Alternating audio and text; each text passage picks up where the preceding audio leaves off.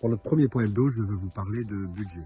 Alors je sais, ce n'est pas ce qu'il y a de plus enthousiasmant de commencer par parler de budget municipal. Et pourtant, si on veut parler de propositions, il faut bien parler de moyens. Or les moyens, justement, ils vont se raréfier ces prochaines années, tout le monde le sait. Le premier engagement que je veux porter avec Vitaliser l'ERS sera donc celui de préserver les LERSois. Les participations de nos partenaires ne vont pas augmenter ces prochaines années, on vient de le dire. En même temps, les coûts de production de la ville, eux, ne vont pas baisser et vont continuer de progresser. Ça ne sera pas aux LERSois de payer l'addition. Pour s'en prémunir, Vitaliser l'ERS prendra deux mesures. La première sera celle de ne pas augmenter les taux d'imposition pendant toute la durée du mandat. La seconde sera de remettre dès 2026 la question des tarifs de première nécessité sur la table du conseil municipal. Aujourd'hui, des familles de classe moyenne ne parviennent pas à mettre leurs enfants ou ont des difficultés à mettre leurs enfants 4 jours par semaine à la cantine, ça n'est pas acceptable. Notre deuxième engagement sera de faire avec ce que l'on a. Une fois les moyens déterminés, c'est à la municipalité de s'adapter aux besoins des LERSois et pas l'inverse. Pour y parvenir, nous établirons un plan de performance publique pour faire rimer efficacité avec disponibilité. Enfin, notre troisième engagement sera de garantir l'autonomie de l'ERS. L'ERS a historiquement un taux d'endettement très bas. Ce n'est pas une fin en soi d'avoir un taux d'endettement nul, c'est par contre un bon principe de prudence. Vitaliser l'ERS s'engage à ce que le taux d'endettement de la ville de l'ERS